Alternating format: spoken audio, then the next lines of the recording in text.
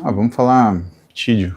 Vocês estão bastante curiosidade de peptídeo. Pessoal, peptídeo tem desde 1997, né? E eles começaram com peptídeos que eram secretagogos de GH. Então, hexamorrelina, ipamorrelina e por aí vai. Com o tempo, outros peptídeos eles foram sendo desenvolvidos, né? E outros mudados. Melanotan, por exemplo, foi um peptídeo que na década de 2000 ficou famoso porque ele prometia um emagrecimento incrível. Mas como ele era um ativador de melanócito, né, até o nome dele lembra disso, ele deixava as pessoas um tom moreno, mas um moreno que não era um moreno muito de sol, assim, era um moreno tipo indiano, assim, ele dava uma escurecida na pele, mas não parecia que você tinha tomado sol, né? E, infelizmente, algumas pessoas tiveram câncer de pele com ele. Que tipo de câncer? Melanoma. E melanoma é o pior câncer de pele que existe, pelo menos na minha visão das coisas, porque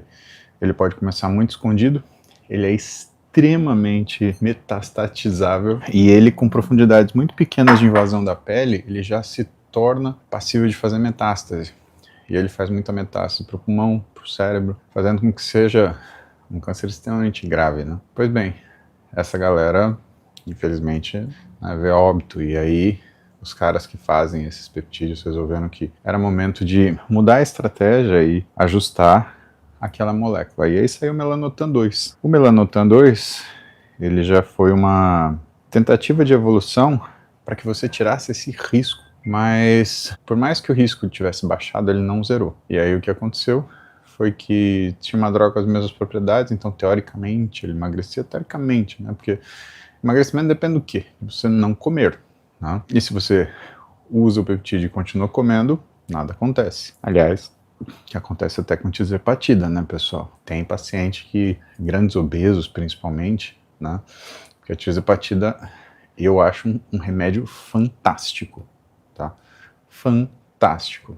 Aí eu posso explicar para vocês por que eu acho fantástico. E por que eu não me importo de palestrar sobre ele, mesmo ele sendo extremamente controverso, assim. Porque na medicina esportiva, ele tem progressivamente se tornado muito importante, mas ele é fantástico, só que ainda assim ele não é perfeito. Você pode ver alguns pacientes que são grandes obesos, né, que acima de 150 quilos, chega a um limite que ele já não consegue mais resolver. A pessoa consegue usar a dose máxima da tirzepatida, que é 15 miligramas por semana, e ainda assim ela consegue numa churrascaria. Eu tenho paciente assim. Então, às vezes a gente sai daqueles 190, 200 quilos, mas aí, meu amigo, bate 140, 150, ainda é um grande obeso, já diminuiu o risco, né? Mas, por exemplo, a gente não conseguiu ajustar a parte de pressão arterial, né, por causa do volume corporal, então ainda o paciente continua hipertenso, que é uma coisa que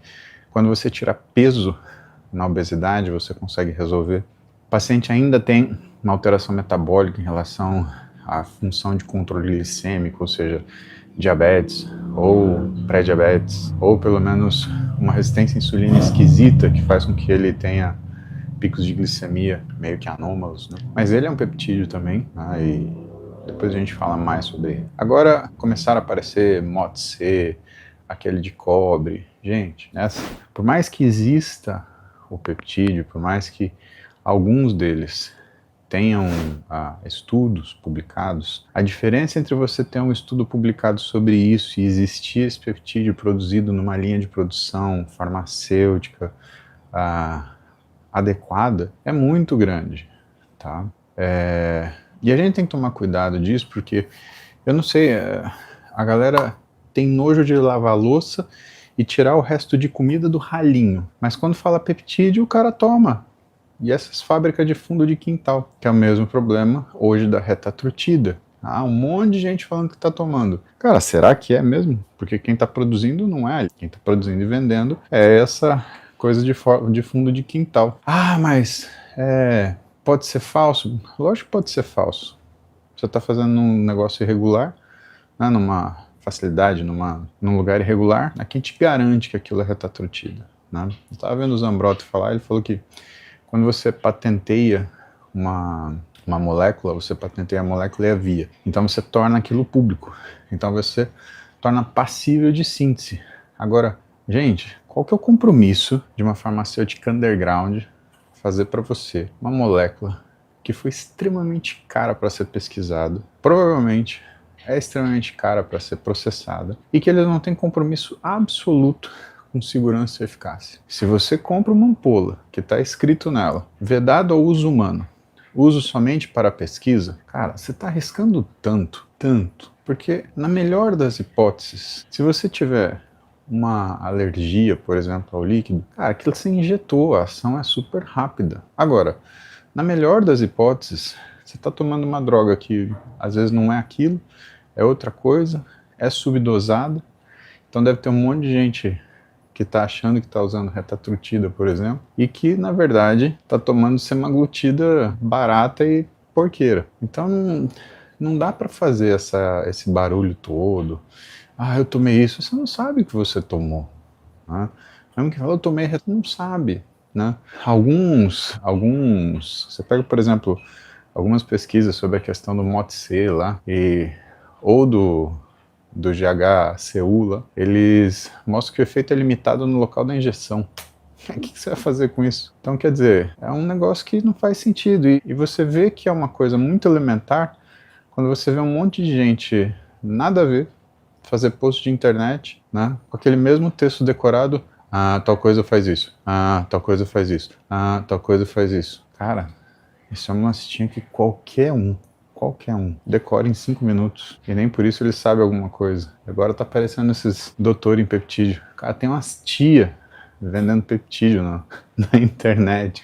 Uns negócios. A última que eu vi foi uma tia que ela tá toda derretida. Aí ela tava falando o protocolo de peptídeo que ela usa. Eu falei, não, então não quero usar. Não quero, vou virar bruxa de 71. Eu vou usar essa porcaria. Pelo amor de Deus, tia. Quer fazer propaganda do peptídeo, então pelo menos mente para você, não tá dando resultado nenhum. Então, a questão dos peptídeos, eu sei, é extremamente sedutora, mas pessoal, tem 30 anos isso, desde 1997. Ipamoxelina, hexarelina, isso daí dá uma dor de cabeça, diarreia. Aí outra, ele é um liberador de GH, a única coisa que ele faz é aumentar GH e IGF-1. Você fala, isso é bom. Não, não é, o IGF-1 é o efeito colateral de GH. O IGF-1 ele põe gordura visceral, ele aumenta a resistência à insulina, ele faz hipertrofia de alça intestinal, víscera oca. Então é um negócio que, sabe, não faz muito sentido. Ah, mas o fisiculturista fulano de tal. Cara, o fisiculturista fulano de tal, ele faz uma coisa chamada stacking, né? Empilhamento. A primeira pessoa que eu ouvi falar o termo em português, porque até então eu só usava em inglês, né? E eu gosto do termo em português. Foi o Rafael Kinak, que é endócrino. Rafael, beijão. Faz tempo que eu não te vejo, amigo. E quando você faz empilhamento, aí você faz o quê para falar, ah, isso tá dando certo? Você vai jogar 8 drogas para cima e escolher, né? Porque qualquer coisa pode estar funcionando ali. E mais que isso, é muito difícil você, no empilhamento de droga, com possíveis mudanças de treino e de dieta, você falar, ah, é isso daqui que tá funcionando. E muita gente faz empilhamento, principalmente o pessoal menos profissional, ou que aspira um profissional, de uma forma muito errática. Então decide, ah, acho que eu vou tomar tal coisa hoje. Eu quero tal coisa, acho que eu vou tomar X. Ou então ele encontra lá uma ampola de Deca jogada há 2 anos. Nossa, achei uma Deca. Se injeta. Pessoal, o jeito que você faz uma coisa, o jeito que você faz todas as coisas. Você acha que uma pessoa que faz um vídeo num lugar todo bagunçado, qual é a chance dela ter uma organização para qualquer outra coisa? Que seja para treino, quanto mais para usar a medicação. O sujeito não consegue tomar cataflã de 8 em 8 horas. Aí ele faz um protocolo de peptídeo. Porra, pessoal, tem que parar para pensar um pouquinho, tem que duvidar das coisas. E eu falo para vocês que eu tô numa época muito ruim. Por quê? Porque você contar uma mentira, você não precisa de prova. Então tá cheio de gente falando de peptídeo por aí. Agora, para você falar que isso daí é uma falácia, nossa, aí é te exigido, cadê? Onde tá escrito? Cara, é óbvio que a coisa não é assim. Quer ver se funciona? Tira todas as drogas que você usa e põe só o peptídeo. Você faz isso? Não faz. Para piorar, na década de 2000, a gente está falando já muito próximo a 2010, quase na década de 2010, teve um fisiculturista que já competiu no Olímpia, quase foi Mr. Olímpia, e ele começou a receber uma grana de uma empresa de peptídeo. Na época, qual que era? Não lembro. Mas era um americano. E esse fisiculturista, ele começou a ganhar uma bala dessa empresa de peptídeo. E aí ele começou a falar para todo mundo que ele não usava esteroide, ele só tomava peptídeo.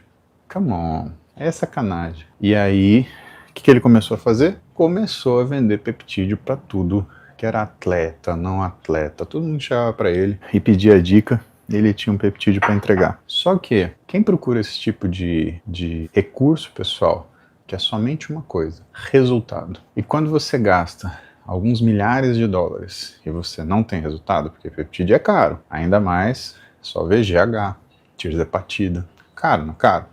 Então, pois bem, quando você gasta algumas centenas ou milhares de dólares para comprar peptídeo e aquilo não funciona, o que acontece? Então esse cara teve um problemão, né? Porque ele estava olhando aquela grana fácil que estava ali na frente da mesa dele para enganar um monte de gente. Mas existe um ditado famoso que é assim: você engana muita gente pouco tempo, você engana pouca gente muito tempo, mas você não engana todo mundo o tempo todo. E é aí que a coisa virou. E a coisa virou ruim pro lado dele. Ele perdeu muito prestígio com a galera em geral, e ele conseguiu manter alguma coisa porque ele cuidava de um outro bodybuilder que era um cara de expressão e que manteve, entre aspas, alguma credibilidade para ele. E aí ele começou a ser conhecido, né, não como o cara que tinha todo o mérito, mas o cara que sabia alguma coisa, mas às vezes ficava tentando usar a fama dele para vender porcaria para os outros para ganhar dinheiro. Ruim, né? Ruim, bem ruim. Então realmente não tem muito o que falar. Eu acho que o único argumento que eu tenho para vocês é: se você tem uma droga que está sendo desenvolvida, que demanda recursos especialmente delicados, que inclusive você precisa de uma estrutura de fábrica de alguns milhões de dólares que seja, tá? Como que isso vai ser feito num negócio irregular? Absolutamente irregular. E por que é irregular? Se você olhar na ampola está escrito: não desenhado para uso humano, apenas uso de pesquisa. Agora, como você tem coragem de pegar e injetar um negócio que está escrito para uso de pesquisa? A menos que vocês, né, você pode se identificar como um ratinho de laboratório, um Easter, pode ser. Por isso que eu falo para vocês, existem coisas que são muito bem estabelecidas e muito bem conhecidas, né, que são, por mais que sejam perigosas, se você for avaliar dentro do que é o escopo do que é o PED, né, o Performance Enhancing Drugs, ou as drogas de aumento de desempenho, é ainda menos perigoso do que essas drogas que você não tem absolutamente nenhum controle de produção ou de avaliação, né? Então, você tem duas formas seguras, né, de usar qualquer tipo de medicamento.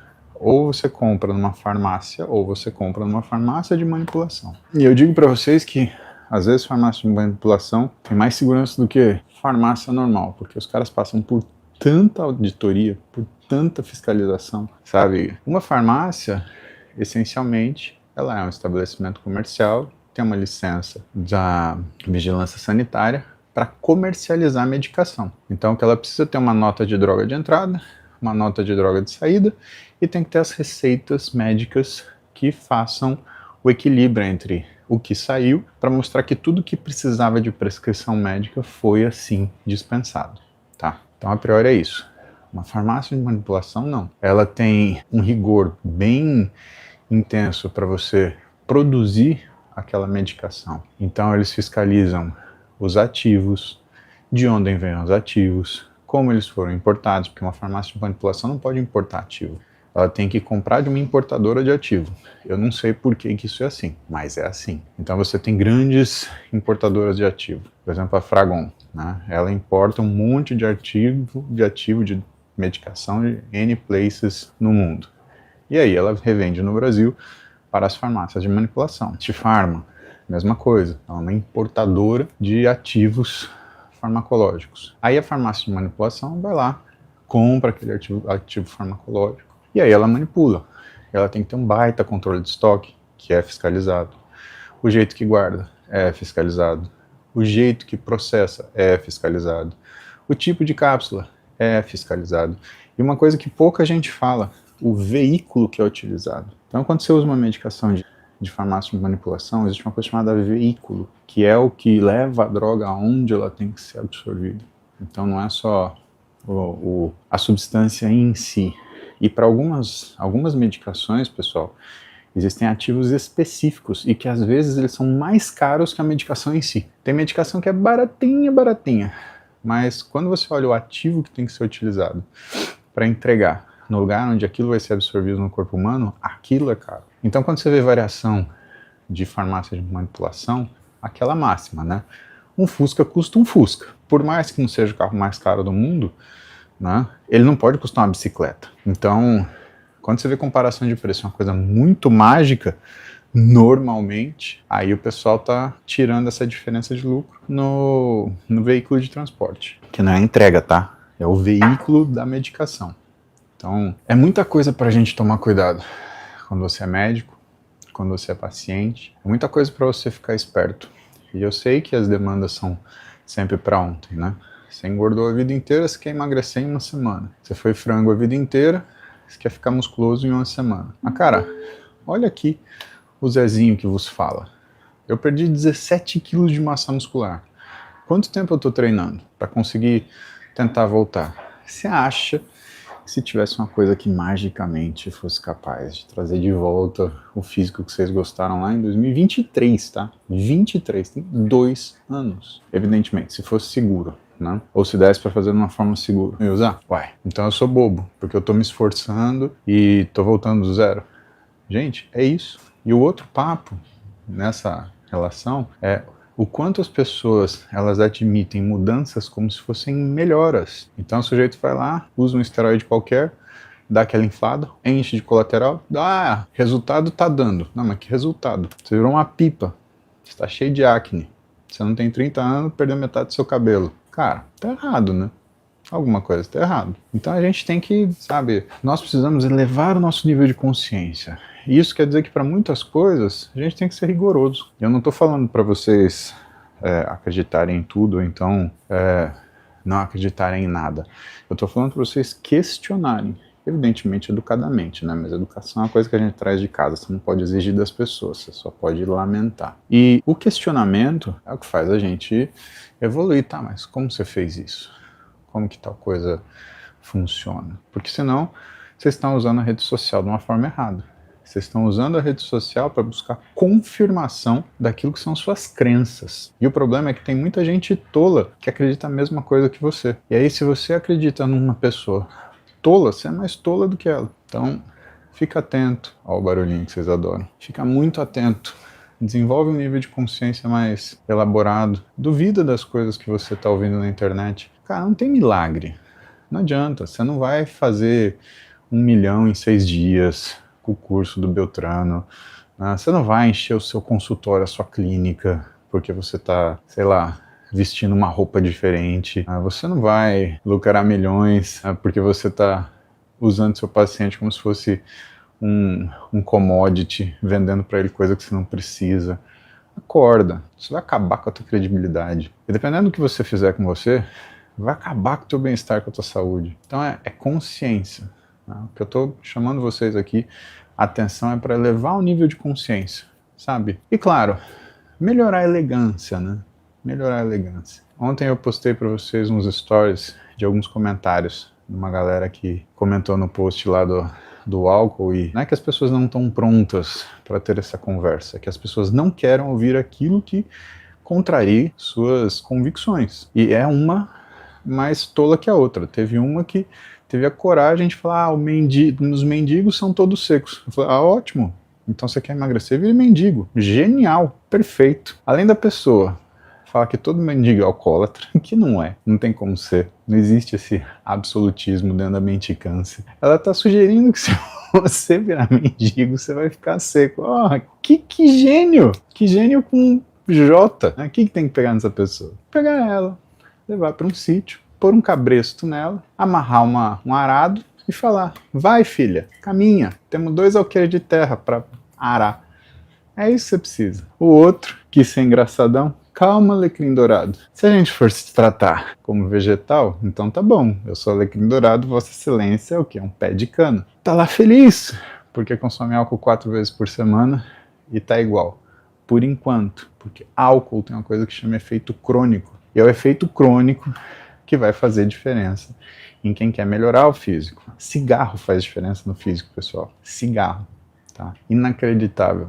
Você acha que cigarro só aumenta risco de chance de pulmão, de câncer de pulmão, altera o que é a tua capacidade respiratória? Não, câncer rebenta, o cigarro rebenta com a tua capacidade anabólica, ou o que a gente chama de ambiente anabólico. Que dirá álcool. Mas tá lá, mais um que merece o troféu arado, né? Vamos vestir o arado e vamos dar utilidade para toda essa iniciativa. Em vez de ficar postando bobagem na rede social, vai lá, ara meio alqueire de terra, pelo menos planta umas batatas doces. Você consegue fazer uma dieta mais razoável, né? Ai, Jesus amado. Olha, não é fácil. Lembrem assim, né, se for conveniente para vocês, aperta o botão de seguir aí. Eu tenho recebido algumas mensagens, não são muitas, de que precisou seguir mais de uma vez porque a plataforma derrubou. Eu recebi isso do Instagram e do YouTube. Pelo sim, pelo não, aperta o seguir aí. Garante que você vai estar comigo aqui todo dia, de manhã, às 7 da manhã. Estamos aqui fazendo cardio, trocando ideia para deixar o dia melhor. Combinado?